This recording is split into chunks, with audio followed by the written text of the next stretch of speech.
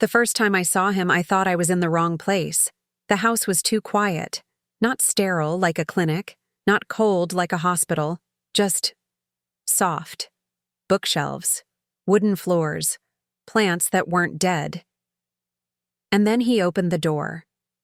Older. Silver at the temples, wrinkled hands, tired eyes, but kind. "Hi," he said, voice calm. "You must be Liah." I hesitated. Yeah. I thought, "This is Dr. Ansell's office?" "It is," he said. "I'm her husband. Come in.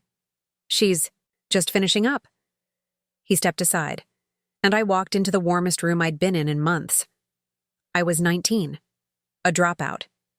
A maybe suicidal shell wrapped in oversized sweaters and too much silence. I wasn't sure therapy could help, but I was sure I couldn't keep waking up the way I was. He offered me tea while I waited. I shook my head. He sat across from me anyway, reading something by the window. Didn't look at me, didn't ask questions, didn't fill the air with polite noise. It was the most comfortable I'd felt with another human being in a year. Dr. Ansell eventually called me in. She was great, professional, empathetic, precise. The session blurred. I don't remember much of what I said. Maybe something about not feeling anything, about sleeping too much and still waking up exhausted. When I walked out, he was gone, but there was a folded napkin on the small table by the door. On it, in neat handwriting, were 3 words. "You showed up." I carried it in my pocket the rest of the day. I didn't tell her about him at the next session. Not because I had anything to hide, but because I didn't know how to explain it. How? A man saying almost nothing had made me feel more human than a dozen therapists and 2 group support groups put together. So I just said I was feeling slightly less dead. She nodded like that was progress. It was. The second time he opened the door, he smiled gently. "Glad you're back." I blinked. "You remember me?" I try to remember the brave ones. I looked away. My throat burned. That day I accepted. The tea. We sat in silence again, and for the first time in forever, it didn't feel like I had to apologize for being quiet. He didn't fix me. He didn't even try. But something about him, his stillness, his patience, felt like warmth after frostbite. And I think that's when it started. I don't mean feelings. Not yet. I mean the beginning of something I hadn't had in a long time. Hope, or the memory of it. I didn't plan it. Not really. At first it was 5 minutes early, then 10, then 15. I told myself it was just to get used to the space, to calm down before the sessions, to breathe.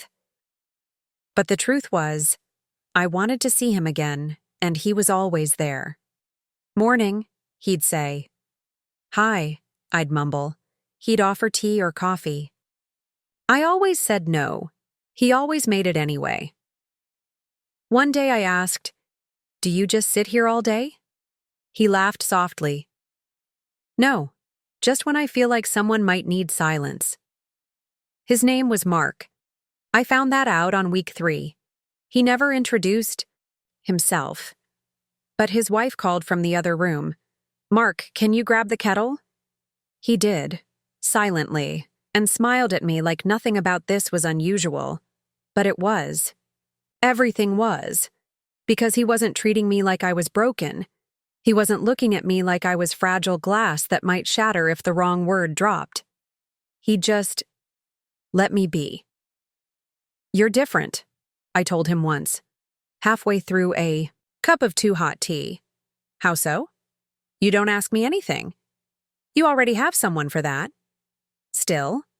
He considered that, then said, "Questions can be sharp. You don't stab people when they're bleeding." I blinked at that and nodded. One morning, the session got pushed late. His wife was running behind, and I ended up sitting with Mark for nearly 40 minutes. We talked about books, music, the way coffee tastes different when you're lonely. He said, I used to think I loved silence, but I realized I just hated explaining myself.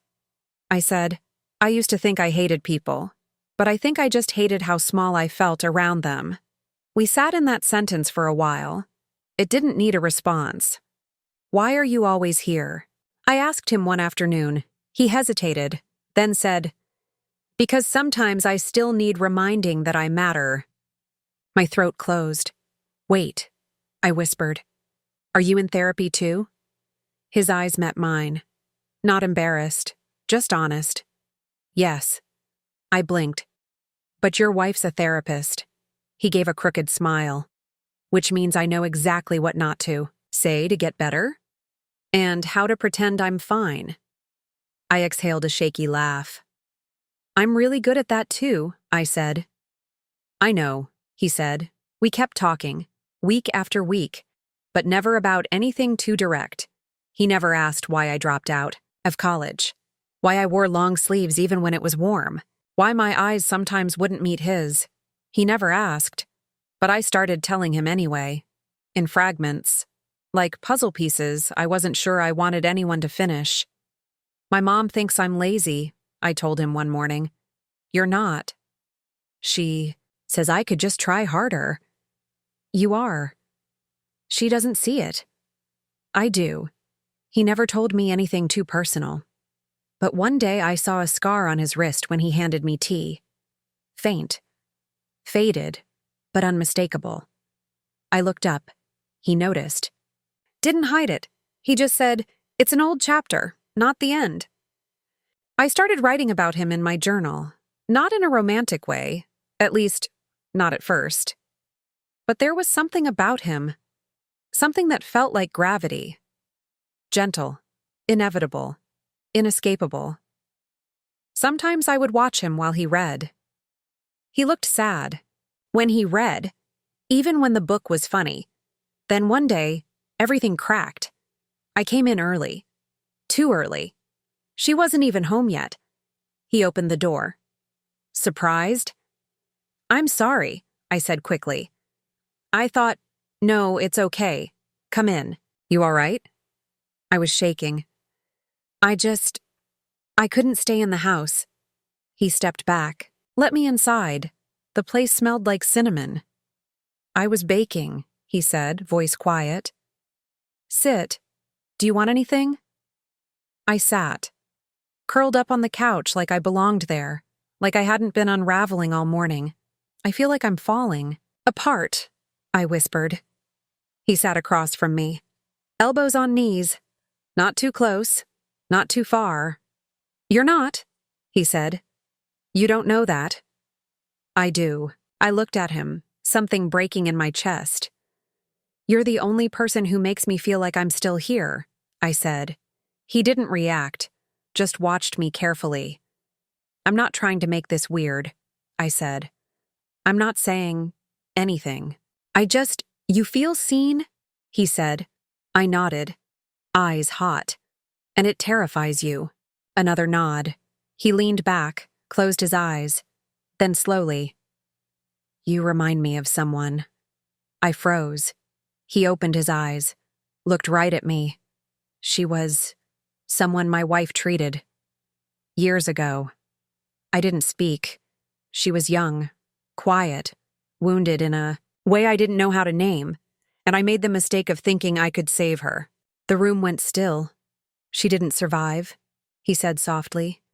Not because of me, but I didn't help either. I blurred lines I shouldn't have. Even if I didn't touch her, even if I told myself I was just being kind. I stared at him. You're not her, he said. But you see her when you look at me, I whispered. He didn't deny it, and that silence cracked something deep inside me. I stood up. Fast. I need to go. Liah, no, I said. I'm not her. And I don't want to be a replacement. I don't want to be a ghost you're trying to fix this time. His face crumpled. Not guilt. Grief. I know, he said. I know that now. But I was already walking to the door. I left without another word and didn't come back for 3 weeks. The first week I didn't go. I expected someone to call. No one did. Not Dr. Ansel. Not Mark. Not even the office manager. It made sense. I wasn't special. I was just another girl with a file. But I still checked my phone, every hour, just in case. On the 10th day, I got a letter. No return address. Just my name, written in soft pen. Inside, a single note, folded in half. You're not her. I see that now. But it took your silence to teach me. If you come back, it won't be for me. It'll be for you. And that's the only way it should be. I didn't cry, but I read it 5 times. Then I folded it into my journal like something sacred. 2 more days passed before I went back. I didn't come early. I came on time. Sat in the waiting room alone. Mark wasn't there. Just a candle burning on the low shelf by the window. Dr. Ansel greeted me like I hadn't vanished for nearly a month. But when I sat down, I said, "I'm not here for you." She blinked. I mean, I am, but also, I'm here for me. Not to impress, not to prove I'm healing. Just to be here. A pause. Then she smiled. That's the strongest thing you've said since you arrived. After the session, I walked out expecting to leave immediately. But Mark was there, by the bookshelf, back turned, reading something slowly, like it was hard to hold on to. He looked up when he heard me. No smile, no words. Just that same tired kindness I'd forgotten I missed. I walked past him, paused at the door, then turned around. "I got your letter," I said. He nodded. "I wasn't sure if I should send it." "You probably shouldn't have." "Yeah. But I'm glad you did." His eyes softened. "I'm not here for you," I added. "I know. But I also know that maybe you needed me too." He said nothing, so I finished it for him. And maybe I needed to be needed. Not because I was broken, but because I wanted to matter to someone who didn't expect me to pretend. He stepped forward, just one slow step. "You did," he said. "Matter." I nodded, then walked out. For the first time, I didn't feel like I was leaving something behind. I felt like I was carrying it with me. On my terms. It was raining when I finally asked him. We were alone in the waiting room again. I hadn't come early this time. It just happened. "Can I ask you something?" I said. Mark looked up from the book in his lap. "You can." "That girl, the one I remind you of. What happened to her?" He didn't pretend not to know what I meant. He just closed the book, set it on the table, and leaned back like he already knew this conversation would hurt. "She was my wife's patient, a long time ago. 17. Too bright for the world. Too alone in it." I didn't speak, he continued, voice low. "I didn't fall in love with her. That's not what this is. But I blurred something. Gave her attention no therapist's husband should give. Drove her home one day when her parents forgot her. Bought her coffee once. Sat with her when she didn't want to go in. Nothing illegal. Nothing physical. But it still became something it shouldn't have been." He rubbed his face. "Tired. She thought I was the only one who saw her. And I liked being seen too. We both were looking for something. And what we found in each other, it wasn't love. It was escape." My throat tightened. "What happened?" She dropped out. Disappeared for a while. 2 years later, her parents called. Overdose. I looked down. "I wasn't the cause," he said. "But I wasn't innocent either." I felt the words like glass in my chest. "Why did you tell me?" I asked.